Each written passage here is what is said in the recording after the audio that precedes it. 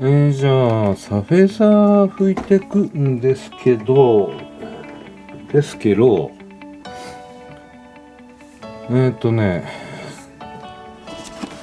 う風に塗るのかといろいろちょっと悩んじゃってて、これねこれ使わないキャノピーです。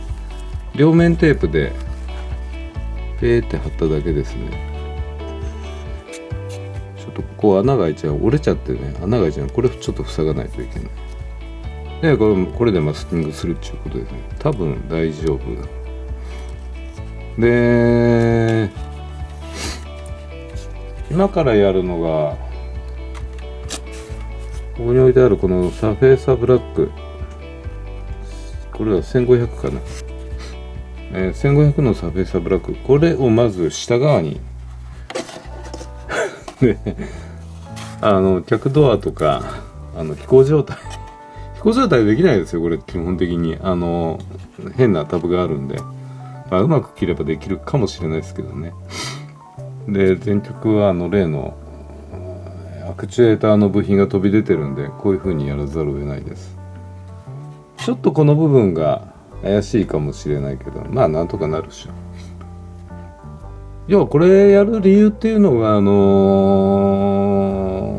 長谷川の F14 作った時に別々に塗ったらでもタッチの違いがすごい気になっちゃって、で前の、AMK もこの形で塗装しましたね。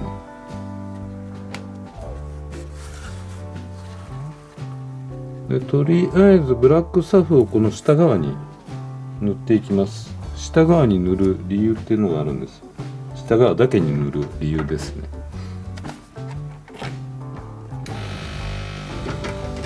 あとレドームの先端ピトカの付け根隙間埋めるの忘れてね。まあここは真っ黒に塗るんで何でもいいと思いますね。とりあえず今サフェーサー塗らなくてもいいということです。で一応あれですわ、塗装の位置、まあ下塗りなんで正確でなくてもいいんですけど、だいたいこの塗り分けのラインで黒だと思います。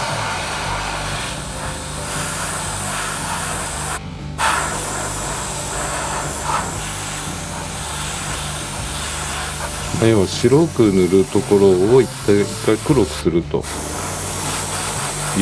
つものパターンですね。あまりサフェーサーも厚く塗っちゃうとリベットが非常にちっちゃいんで、さっと塗る程度ですね。表面のタッチが見えればいいのかなと思うので、表面のタッチとあとは削ったところのこうパテを当てたりねしたところの表面調整ですね。あとは合わせ目の具合ですか。ここもちょっといやらしいな。やっぱちょっと出ますね段差が。これパッて削った方がいいか。ちょっとこれ後で削りますのか。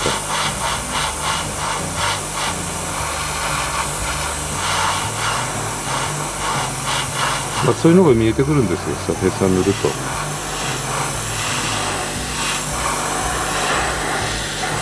とりあえずこう今加工したところを中心に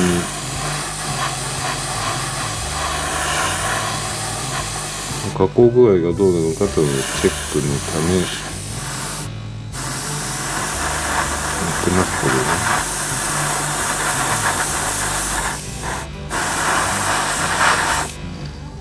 ここもちょっと合わせ目が消えきってないんで、ここもちょっと加工しなきゃいけない。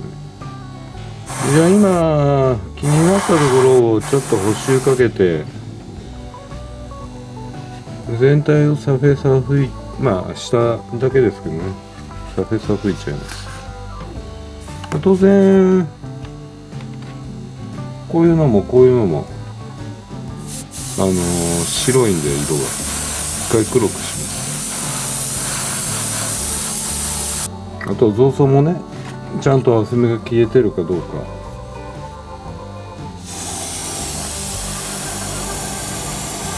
多分大丈夫だと思いますけど、造層は。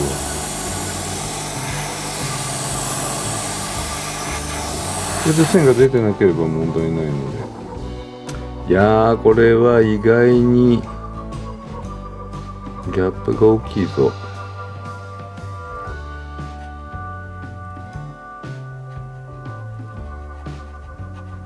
なんでこれ先曲がってんだろう。まあ実際は前が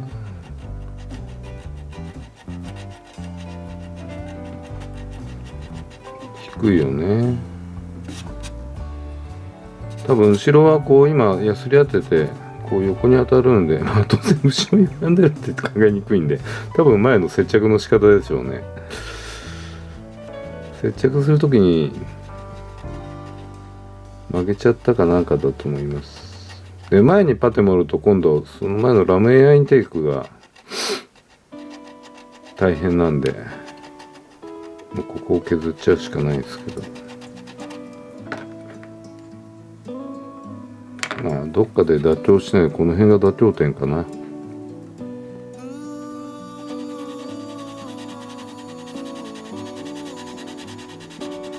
まあ消えた筋彫りは打ってやればいいだけなので、まあ、これなら特に目止めはいらねえか。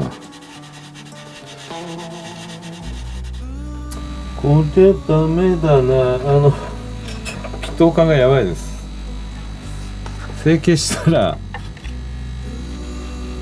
成形技術のヘタレかさ加減、ちょっとくぼんできちゃって、この付け根が多分折れるんで、やってる最中も回ってきたんですよ。やっぱり金属素材ですね、これは。またなんか金属のなんだ4白かアルミだ、アルミかなんかから削り出すんで、これ寸法取りで取っときます。でまあこんな感じで黒くしちゃいましたんで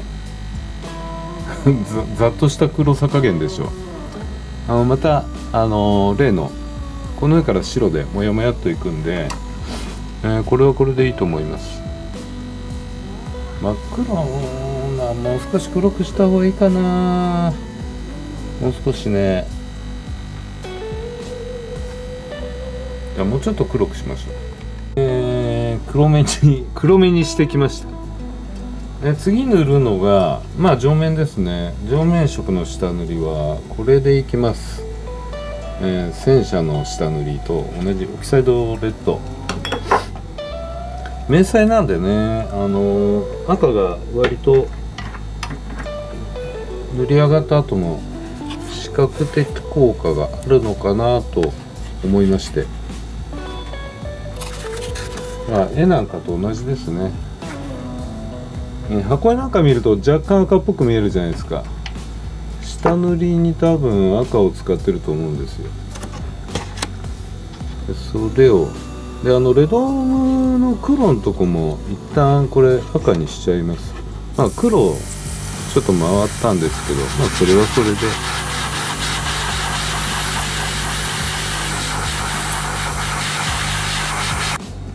この境界の部分は塗り分けの時にしっかり綺麗に塗ってやればいいんで、ここが気になるんですよ。ここの筋彫りがどう見えるのか、塗ってから。他と違和感がなければいいんですけどね。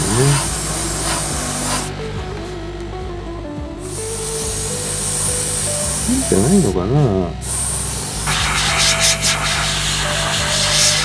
当然この赤は完全に見えなくしちゃうんですけどね。で後で本当そうするときは別に今のこの黒赤の境界はトレースしない。こんなに真っ赤で、次にやるのがプレシェーディングと、プレシェーディングをメインにして、あとは汚れの下地ですね。汚れの下地、唐突に真ん中からやってみますか。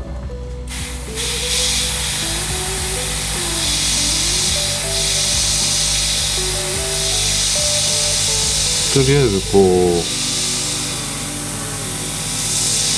パネルラインに黒を置いていきますよね。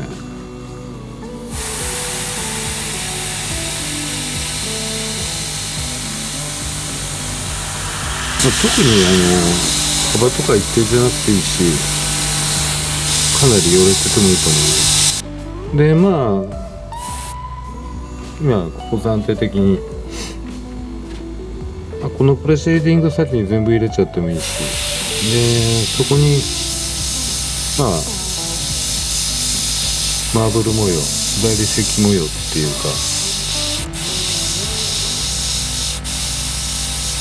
ある程度濃い上が茶と緑で濃い色なんで、あんまり出ないかなという気がしてたんですけど、戦車一丸でやってみたら、ここにね白また塗るんですけど、意外になんとなくですけど出たんで、じゃあファントムでもやってみようかと思った次第です。言ってみれば戦車だろうが飛行機だろうが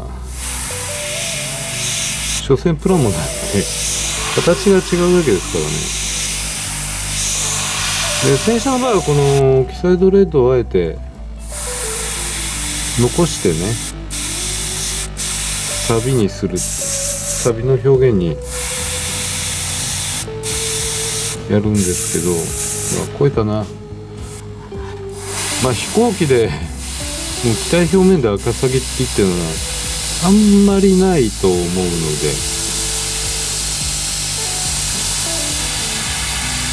この赤は完全に見えなくしちゃいます。なんとなく赤を感じるグリーンとか赤を感じるような茶色とか、そう感じるったってそんな極端には出ないですけど、やっぱこのようにどっかに置いて、あとはできれば両手でエアブラシ持ってが望ましいかもしれない。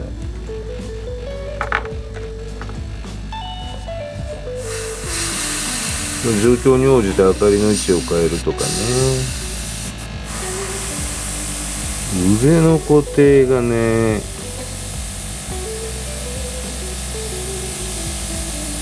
脇を締めてできれば肩肘をどっかに置きたいんですけど、置く場所がないです。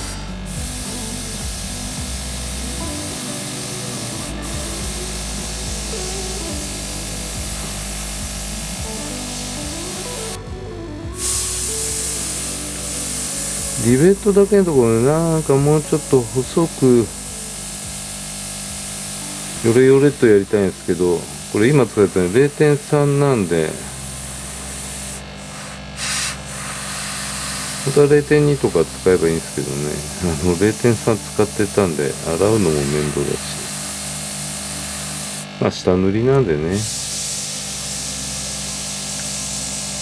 これでいいやって感じでやってます。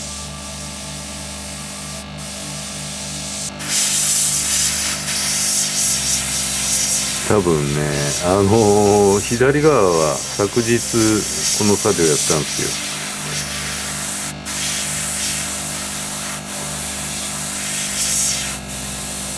よ。若干やっぱり昨日と模様の描き方が違うなっていう感じがします。まあどっちみち上に色塗るんでね、いいと思いますよ。だってエアブラシの持ち方が違うからですなんて、昨日片手でやってたもんね。ただまあ間違いなくグレーほどは影響出ないですよ。これはグレーはもう如実に出ますけど、上に塗る色が濃い色なので、特にグリーンの方はほぼほぼあまり出ないでしょうね、この濃淡っていうのは。ちなみにこの塗り方でやらかした戦車がこんな感じですよね。こんな感じ。まあ墨入れやってるんで多少はこう上に黒がね伸びてるんですけど、でこれもまあグリーンにしろ茶色にしろそれぞれ、まあ、モジュレーション入れてるんで、まあ模様つけてるわけですよ、上面なんかは。だからまあそんなに違いは出ないかもしれない。まあ気持ちの問題っちゃ気持ちの問題ですよ。まあ少しでも奥行き感が出せればいいのかなと思ってやってます。まあこういう斜めになるスタンドみたいなものがあればこう楽ですよね。主翼上面塗る時も。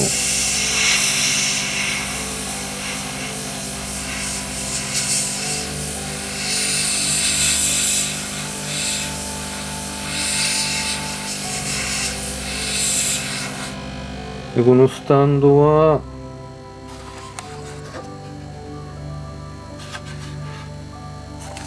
こういう形してますこういう形してます。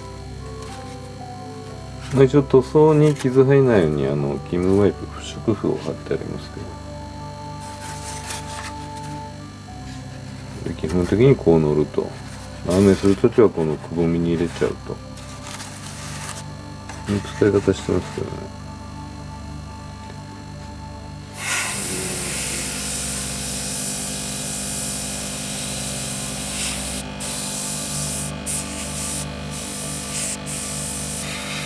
いやこれで、黒の模様はつけ終わったので、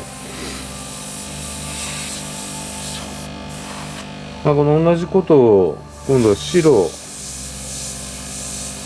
強消しの白使って上下面に入れていきます。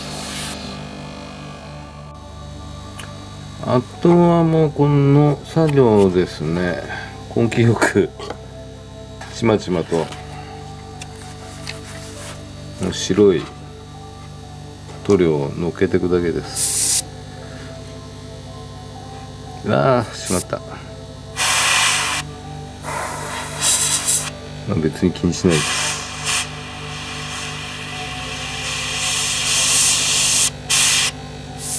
どうしてもね細いのと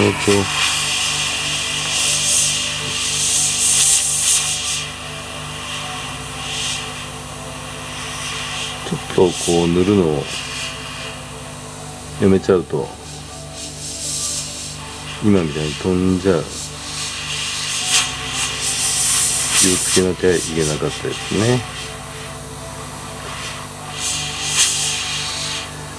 こんな感じで筋彫りパネルラインをよけて塗っていくだけです。これは上下面ですね、上下面。なんかねうまくいかないな。これもしかしたらニードル潰れてるかな。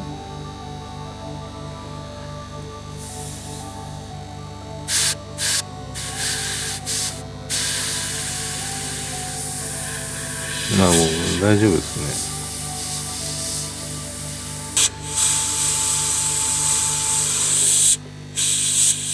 まあ、今後の予定っていうかね、僕の個人的な予定なんですけど、近いうちにお家を引っ越すことになって、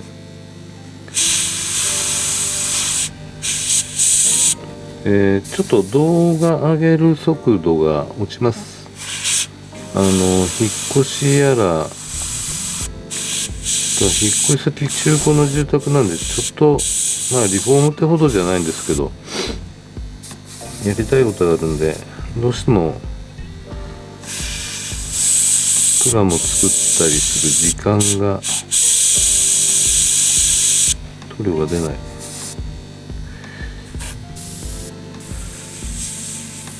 そうで、その引っ越しですよ、リフォームですよ。まあリフォームだって壁塗ったりする程度。ただ実際やるかどうかわかんないです。まあ、こんな感じで黒い方はね塗ってきます。で、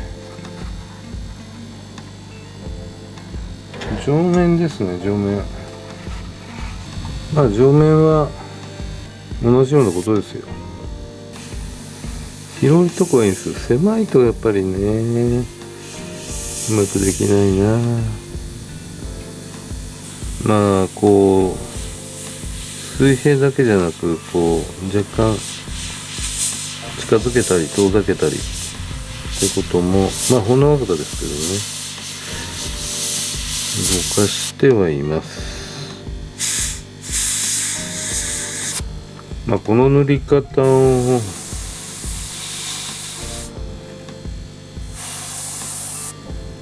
するのはもう本当に48では3つ目ですよね。あとやったのが72の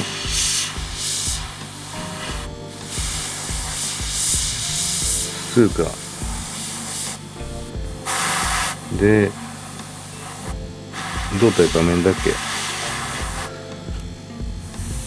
からまだちょっと慣れてはいないです、エアブラシ。まあ塗っていけば真っ白になっちゃうんで、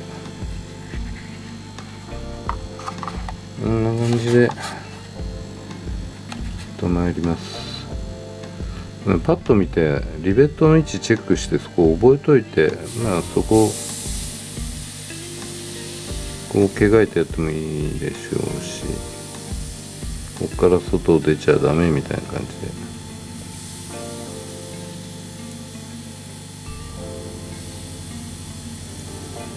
この中で無駄を作ってやればいいんですね。あ、いいな。上面下面交互にやるのがいいかもしれない。飽きなくって。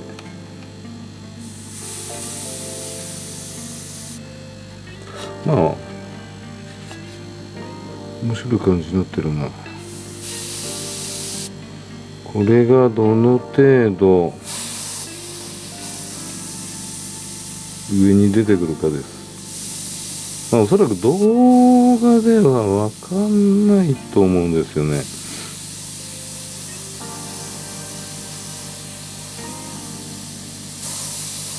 戦車やった時はもうそうですね、動画ではあんまり分かんなかったと思いますね。ただまあこれで間違いなく僕の中では表面色に奥行きが出るっちゅう生意気なことを言っちゃうんですけど、思うんですよ。何枚も色を重ねてるですからねって何語だよ。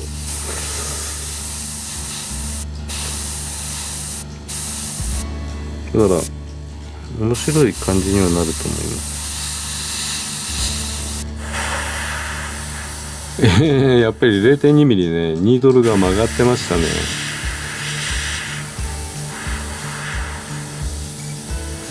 どれぐらい曲がってたかっていうと、もうほんの少しです。でもあれですね、なんかねやっぱり親とは思ってたんですよ。引っかかりがあったんで、最初にこう2ドル前後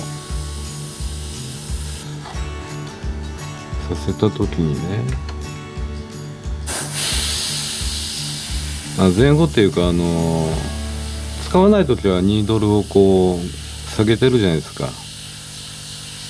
下げたとこでこうロックネジ締めてってやってるんですけど、戻す時に親とは思ってたんですよ。これで今これは 0.3 ミリ、まあ 0.3 ミリでもここまで細くできるんで、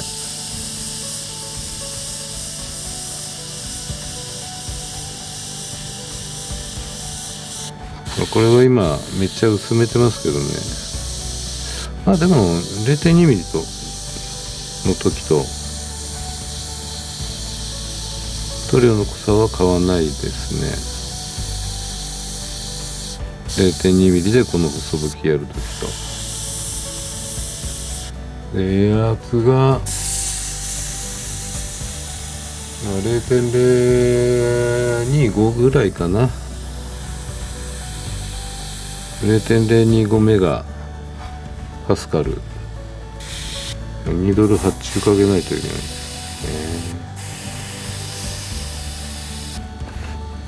ね。なんで曲がっちゃったのかなっていうのはありますね。なんだろうな。